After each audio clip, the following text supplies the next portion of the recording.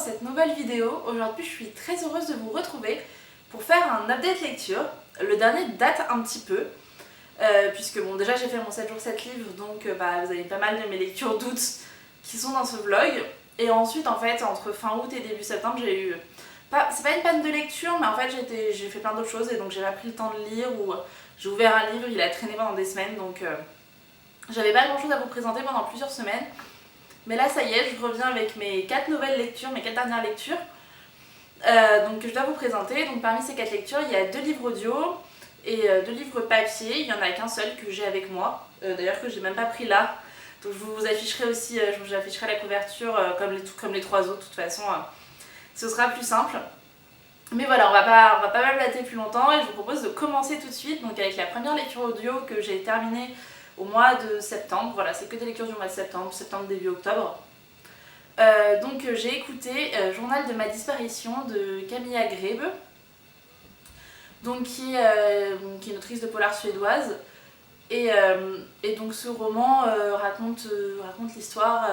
Alors en fait ça fait partie d'une série, puisque alors Camilla Grebe, si je me trompe pas, elle a 2 séries, celle avec son héroïne, donc celle que moi j'ai lue qui s'appelle Maline, qui est une jeune policière, et une deuxième série qui s'appelle, avec une profiler ultra connue, etc., qui s'appelle Anne. Et donc j'ai commencé avec le journal de ma disparition, qui est censé être le premier tome de la série avec donc le personnage de Maline.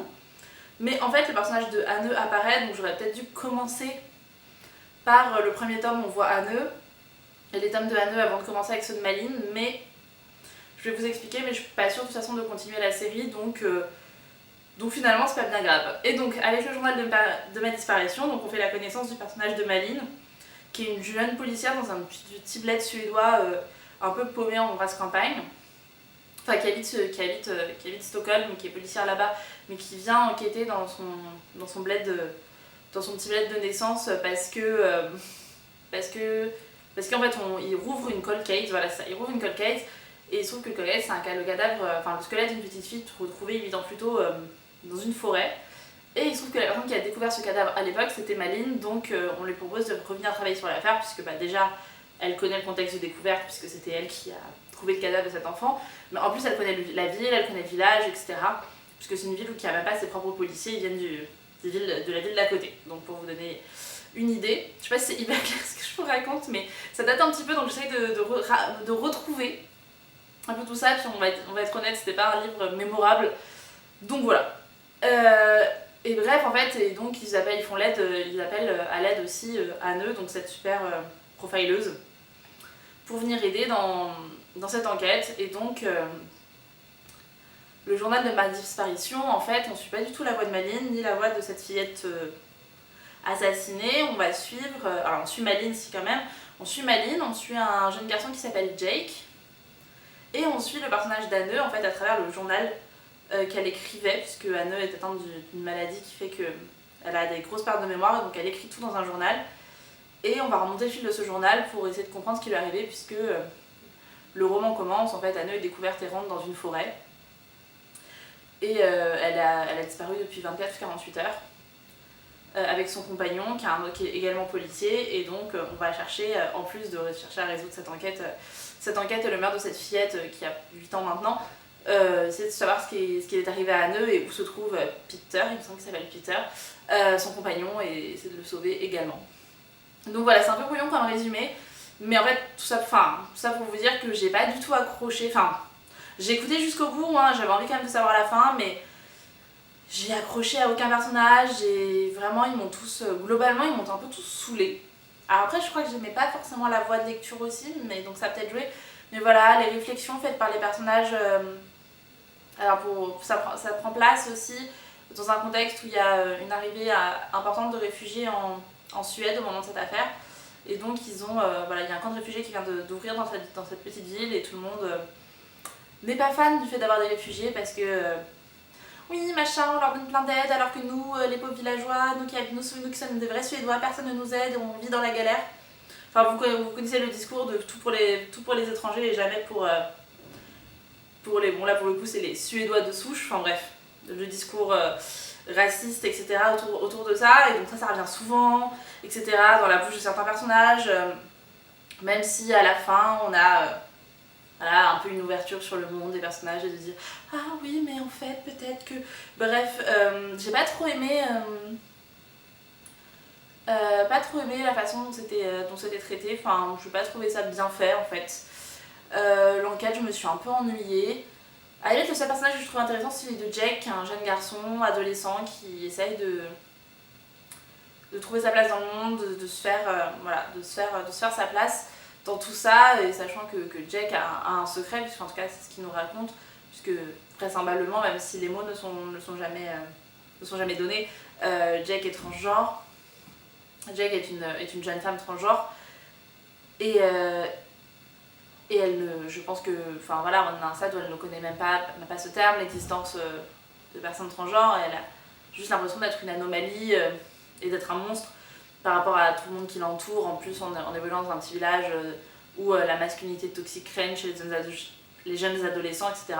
Donc je trouvais qu'au final c'était la partie de l'histoire la plus intéressante, mais ça reste quelque chose de minime par rapport au reste de l'histoire, parce que le plus important c'est l'enquête, qui était intéressante, mais voilà. Bref, j'ai pas accroché avec Camilla Grébeux, donc je suis pas sûre de continuer du tout, de découvrir d'autres livres d'elle, même si elle fait partie de ces autrices de polar suédois assez renommées ces derniers temps. Donc voilà pour ça. Le deuxième livre que j'ai lu sur Audible pendant cette période, donc juste après celui-là j'ai enchaîné, s'appelle, alors j'ai toujours un doute sur le titre, évidemment je ne me le suis pas noté, c'est l'étrange affaire de la maison White ou l'inquiétante révélation de la maison White. Je vous mettrai le titre, c'est de Katharina Autet, qui est une autrice française.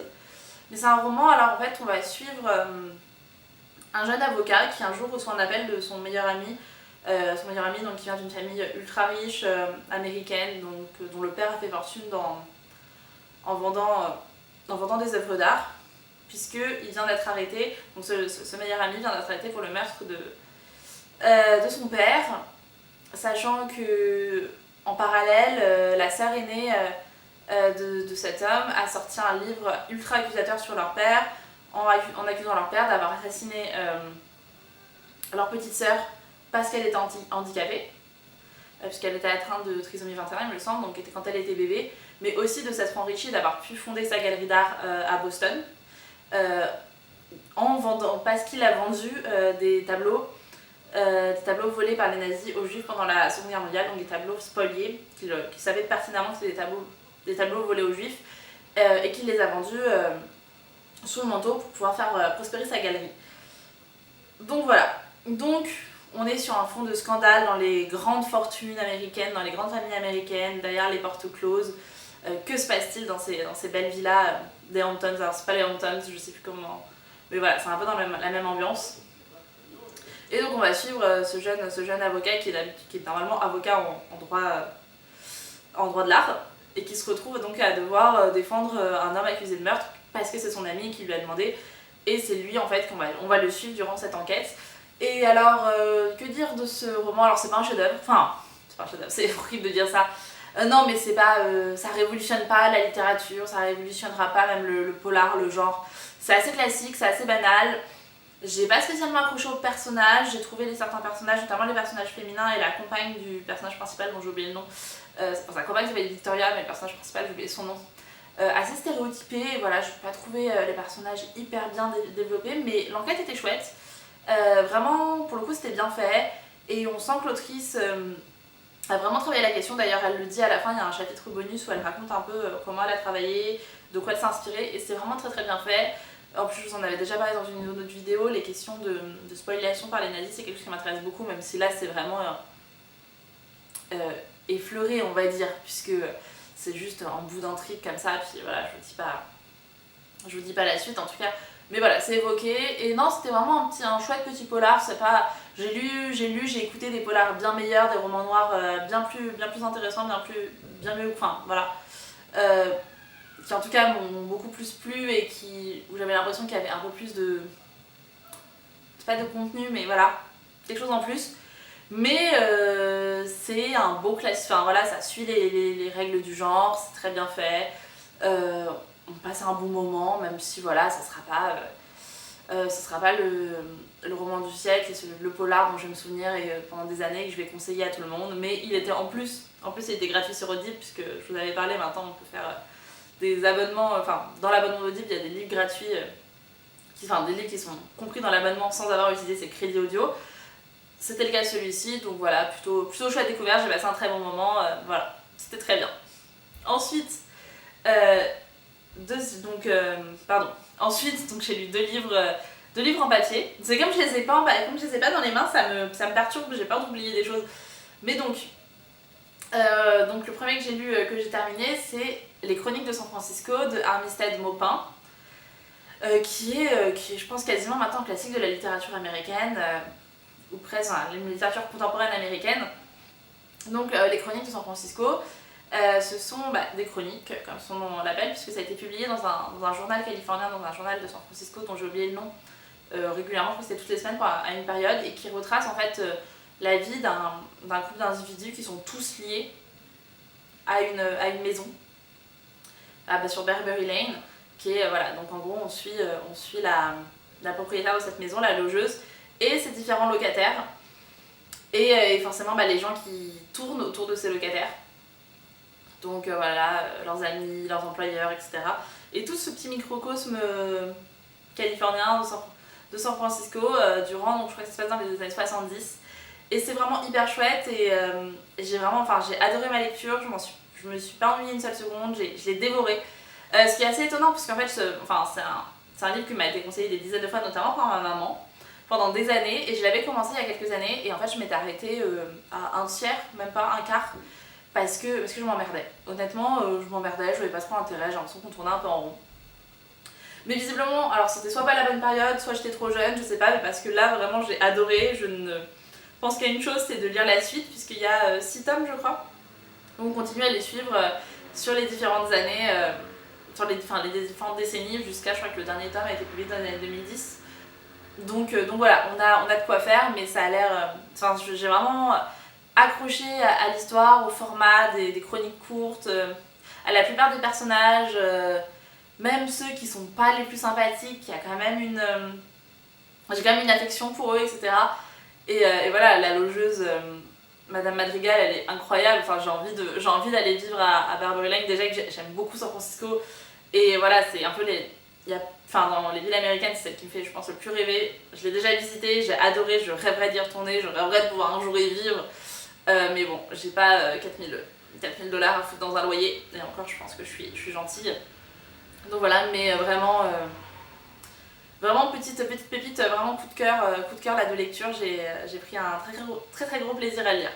Et si vous ne connaissez pas, je vous invite à le découvrir, surtout que c'est le genre de livre où vous pouvez lire un petit bout par-ci, un petit bout par-là, comme c'est des chroniques courtes, vous n'avez pas besoin de tout lire d'une traite.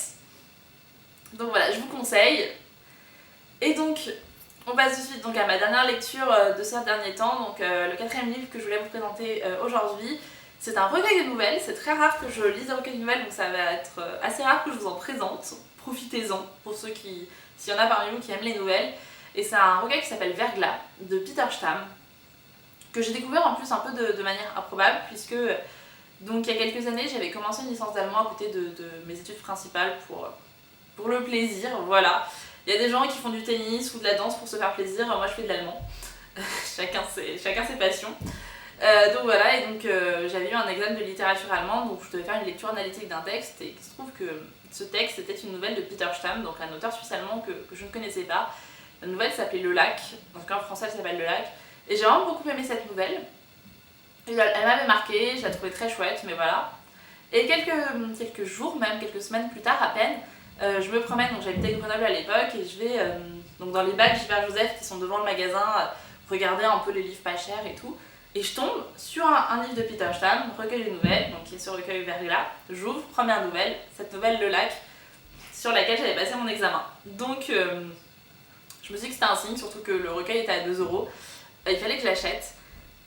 C'est ce que j'ai fait, j'ai lu quelques nouvelles à travers le temps, et en fait là je l'ai enfin terminé la semaine dernière, principalement parce que on travaille en plus, en fait on travaille sur les nouvelles dans un de mes cours à la fac, et donc il fallait présenter un recueil de nouvelles aux autres, faire un petit exposé, donc voilà, je me suis dit que c'était l'occasion de faire présenter celui-ci, de le terminer, et de faire découvrir cet auteur, puisque comme c'est un auteur suisse-allemand qui est traduit et qui a été traduit que 3 ou 4 fois en France, voilà, il n'est pas très très connu ici et son écriture est vraiment très particulière. Donc c'était l'occasion, donc je l'ai fini, j'ai pris beaucoup de plaisir à le lire. Les nouvelles de Peter Sham sont vraiment très particulières en fait, il a une écriture très efficace, très épurée, il y a peu de choses dans son écriture, elle va droit au but et en même temps, elle va tellement droit au but presque qu'en fait elle est très elliptique. Après c'est aussi le truc de la nouvelle, mais il va vraiment au bout de ça avec beaucoup d'ellipses, beaucoup de manquements. On se demande souvent si on n'a pas raté un bout, si on n'a pas sauté un paragraphe, une page. Et voilà, en fait, il y a vraiment un phénomène d'étrangeté quand on lit, c'est presque inquiétante quand on lit ces nouvelles avec.